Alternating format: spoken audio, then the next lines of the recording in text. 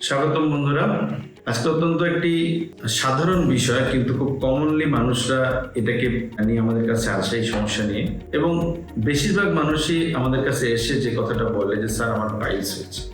অর্থাৎ আমি যেটা বুঝতে চাচ্ছি, প্রতিটা মানুষই পায়খানা রাস্তার যে কোনো সমস্যাকে পাইলস হিসেবে ধরে নেয়।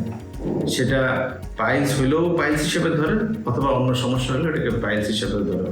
এটার মূল কারণ হলো অনভিজ্ঞতা এবং অজ্ঞতা। সাধারণত আমাদের দেশে সমাজে কিছু অনভিজ্ঞ ওয়ার্ক প্র্যাকটিস করছেন যারা, তারা এটাকে পাইলস হিসেবেই গণ্য করে। সব সমস্যা কিন্তু পাইলস নয়। পাইলস মানে হচ্ছে পায়খানার রাস্তায় যে রক্ত নালীগুলো আছে সেগুলো একটা সাপোর্টিং টিস্যু দ্বারা আবদ্ধ থাকে। সবারই পাইলস থাকে, কিন্তু সিমটোমেটিক যখন হয়ে যায় জিনিসটা, অর্থাৎ এই রক্তনালীকে আবদ্ধ করে রাখছে যে টিস্যুগুলো, সেগুলো যখন ফুলে যায় এবং নিচের দিকে নেমে যায়, বেদনাদায়ক হয় অর্থাৎ ব্যথা হয়, তখনই আমরা বলি সিমটোমেটিক পাইলস অথবা উপসর্গযুক্ত পাইলস। তখনই রোগীরা ডাক্তারদের কাছে আসে। পাইলসে কি হয়? ফ্রেশ ব্লিডিং হয়, একদম বলবে তাজা রক্ত। সেটা কিরকম হয় বলবে যে স্যার কবুতরের গলা কাটলে অথবা মুরগির গলা কাটলে ফিনকি দিয়ে যেরকম রক্ত বেরোচ্ছে সেরকম।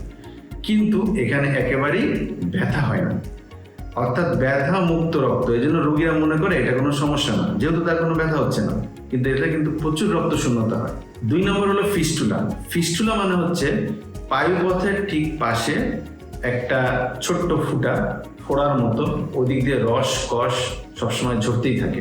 রোগীরা এরকম বলে যে একটা ফোড়া হয়েছিল, ফোড়া গলে গিয়েছিল, ওখান থেকে পুষ বেরিয়েছে, তারপর ভালো হয়ে গেছিল, কিন্তু ওখানে যে ফুটা আছে ওখান থেকে মাঝে মাঝে কয়েকদিন পর পর রস পড়ে। অর্থাৎ একটা রাস্তা তৈরি হয়ে গিয়েছে পায়খানার রাস্তার সাথে, যে রাস্তা দিয়ে পায়খানা বেরোয় না কিন্তু পুষ পড়ে। এটাকে বলা হয় ফিস্টুলা, বাংলায় যার নাম হলো ভগন্দর। এই দুই ক্ষেত্রে এই পাইলস এবং ফিস্টুলা দুইটার মধ্যে কিন্তু অনেক রকম পার্থক্য আছে। তো শুধু রক্ত পড়লে এটা পাইলসের লক্ষণ, কিন্তু পায়খানা রাস্তার পাশে যদি কোনো ফুটা থাকে যেদিক দিয়ে রস করে জুড়তেছে, এটা ফিস্টুলার লক্ষণ। ধন্যবাদ সবাইকে। আমি সো গুড প্ল্যাটফর্মের সাথেই আছি। অতি সহজেই আমার অ্যাপয়েন্টমেন্ট পেতে আপনারাও সো গুডের সাথেই থাকুন। So good.